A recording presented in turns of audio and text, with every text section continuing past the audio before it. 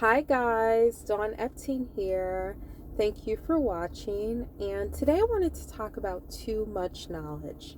Too much knowledge. And hopefully at the end of watching this brief video, you'll be reminded to let go of some of the things that you know about a situation. So often in life, when we're facing a problem or we're in the midst of a challenging situation, we feel like it will never improve, and we can tell people all of the reasons that the situation will never improve because we have gathered too much knowledge. Feel free to subscribe underneath this video, to hit that subscribe button and hit the bell underneath to receive notifications for future videos. So I wanted to start right away with the beginning of scriptures where it says, "You must not eat from the tree of the knowledge of good and evil, for when you eat from it, you will surely or certainly die." That is Genesis 2:17. And we were not meant to live our lives by knowledge. We were meant to live our lives led by the Spirit of God. So I wrote down here a few things that can cause us to get tripped up in terms of having too much knowledge about a situation. In answering calls for the crisis hotline over the years that I started, one of the things you'll hear people say is, well, my situation won't improve because I've tried this and I've already thought of that, and I know that this other thing won't work.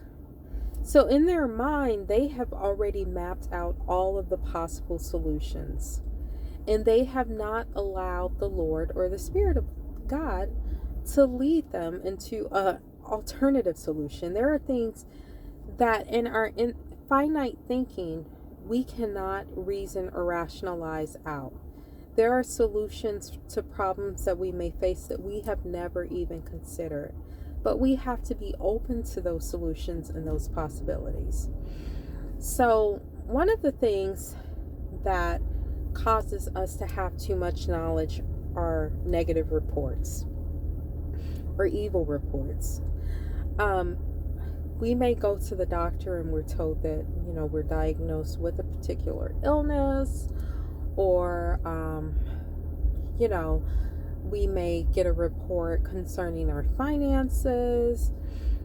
And due to that report, we gather knowledge and we reason and rationalize that things will never improve. So one of the ways that we have too much knowledge is from a negative report. Number two, another reason that we may have too much knowledge is our past experiences.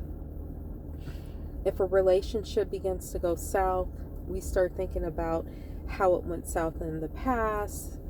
This was the route that it took. I remember in the past this person said this to me, so the same thing is probably going to happen today. So what we do is we rely on our past experiences instead of the promises of God and the desires of our heart to, anticipate how the relationship could potentially fail or not work. We're drawing off of our past experiences. And the third way that we might have too much knowledge is from other people's experiences. We've all heard, especially right now, during the time that we're living in, and what we've gone through in terms of, globally with this pandemic. You hear so many people say, and I know so many people have been affected by it. So many people's lives, have been affected in so many different ways, and I won't get into that. But one of the things you'll hear people say, whether it's with this or with something else, is that, well, my friend, got this thing, and so this is what happened to her when she got this illness. For instance, you could be faced with an illness and they're like, well, my friend, she had the same thing and this is what happened to her. So what happens is you begin to draw off of someone else's experiences instead of your own beliefs, your own desires, and the desires of your heart.